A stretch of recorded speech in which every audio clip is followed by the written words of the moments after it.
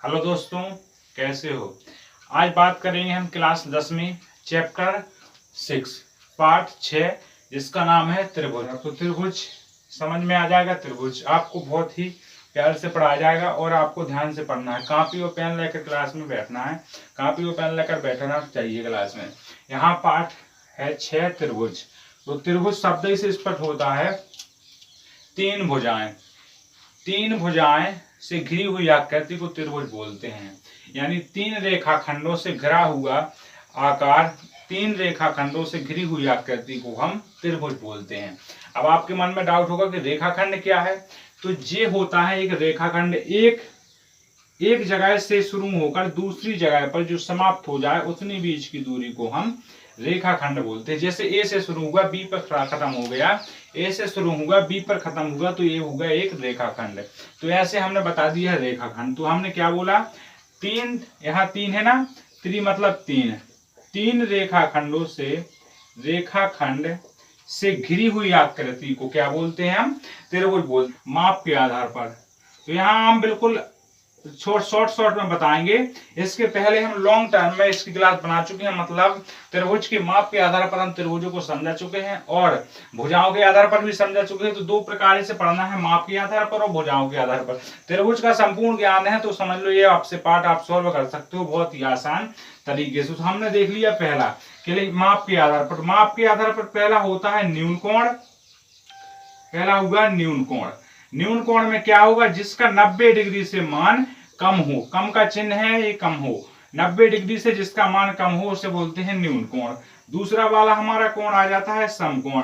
तो समकोण का मान होता है फिक्स 90 डिग्री, जिसका मान 90 डिग्री हो उसे समकोण बोलते हैं। फिर तीसरा हमारा कोण होता है अधिक कोण, जिसका मान 90 डिग्री से अधिक हो उसे बोलते हैं अधिक कोण। तो हमने यहां से लिख दिया 90 डिग्री से जिसका मान अधिक हो। अधिक का चिन्ह है जी, चिन्हों पर थोड़ी सी ध्यान रखना है। किसका चिन्ह है, जी हमारा कम का चिन्ह है, कम का चिन्ह, जी हमारा अधिक का चिन्ह है। इस चिन्हों का ध्यान रखना है जी, आपसे विकल्प में क्वेश्चन पूछे जा सकते हैं। ठीक है, यहाँ के आधार पर हमने लिखा भुजाओं के आधार पर, भुजाओं के आधार पर। बोर्ड पे भुजाओं के आधार पर भी तीन प्रकार के होते हैं। एक होता है समबाहु त्रिभुज, समबाहु त्रिभुज। अब बाहुबली फिल्म तो देखी होगी आपने। तो जब यहाँ बाहु, बाहु शब्द आ गया, बाहु मतलब होती हैं भुजाएं, भुजाएं जिसकी समान भुजाएं है उसे बोलते हैं समबाहु। तो समबाहु, सबने बाहुबली फिल्म देखी होगी। सम मतलब समान और बाहु मतलब होती हैं भुजाएं, हाथ, जिसकी भुजाएं। तो यहाँ जिसकी समान भुजाएं हो, मतलब जेल बन गया हमारा एक त्रिभुज, इसकी सभी भुजाएं समान हो उसे बोलते हैं हम समबाहु। दूसरा होता है समद्विबाहु, समद्विबाहु शब्द बोल दिया है, समद्विबाहु मतलब जिसकी दो भुजाएं समान हो, जिसकी दो भुजाएं समान हो उसे बोलते हैं समद्विबाहु। यहाँ पर कैसी दो भुजाएं, जैसे कि जे बन गया हमारा, तो जे भुजा समान है, जे भुजा और जे वाली भुजा समान नहीं है। ठीक है, तीसरी वाली है विषम बाहु। तो यहां से हमने विषम बाहु पढ़ लिया। विषम बाहु त्रिभुज, त्रिभुज हमने त्रिभुज एक में लिख दिया, हम बार बार नहीं लिखेंगे, अब आपको बात ध्यान रखना, बोलते जा रहे हैं ना। तो विषम बाहु बनाते थे हम ऐसा, इस तरीके से, जिसकी कोई भी भुजाएं समान ना हो उसे बोलते हैं हम विषम बाहु। जिसकी कोई भी भुजाएं समान ना हो, मतलब एक हाथ हो बड़ा, एक छोटा, एक पैर बड़ा, एक बता दिया है माप के आधार पर और भुजाओं के आधार पर। ठीक है दोस्तों, इतना हम बचा चुके हैं माप के आधार पर दोस्तों और भुजाओं के आधार पर दोस्तों। ठीक, तो सर्वांग सम दोस्तों देख लेंगे होता क्या है, इसके बाद देखेंगे सर्वांग समताएं। तो हमने देखा सर्वांग सम शब्द से थोड़ी स्पष्ट होता है सर्वांग। तो सर्वांग मतलब सभी प्रकार से जो बराबर हो उसी को बोलते हैं हम सर्वांग सम। सर्वांग सम किसको बोलते हैं, जो सभी प्रकार से बराबर हो। सभी प्रकार समझ रहे हो, सभी प्रकार से बराबर हो मतलब भुजा और कोण जिसके बराबर हो उसे बोलते हैं हम सर्वांग सम। सभी प्रकार से समान हो। ठीक है, अब सभी प्रकार से समान हो अर्थात बेआकृति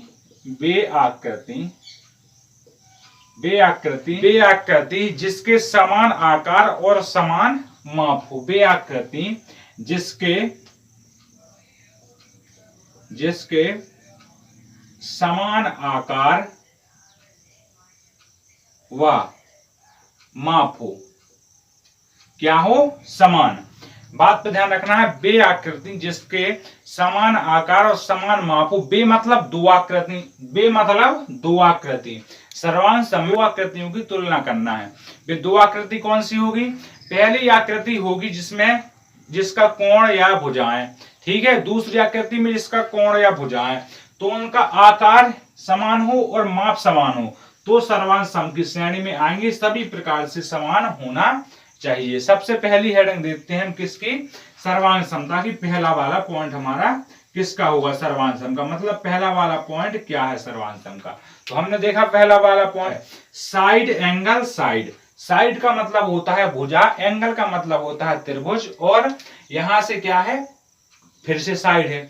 तो हमें ये त्रिभुज सर्वांग सम कहलाएंगे जिसकी एक दो भुजाएं और एक कोण, मतलब एक भुजा एक कोण, एक भुजा एक कोण। अगर दोनों त्रिभुजों में दो भुजाएं और एक कोण समान हैं, अगर दोनों त्रिभुजों में दो भुजाएं और एक कोण समान हैं, तो वो आ जाएगा SAS वाली सर्वांग समता के अंतर्गत। चलो ठीक है, हमने देख लिया। क्या देखेंगे हम यहां से? यहाँ इसका मतलब क्या होता है? साइड, और इसका मतलब होता है एंगल, और इसका मतलब होता है साइड, ठीक है। तो साइड को बोलते हैं हिंदी में भुजा, और एंगल को बोलते हैं हिंदी में कोण, और इसको बोलते हैं हम भुजा। तो हमने समझा दिया आपको। इसका मतलब क्या हुआ?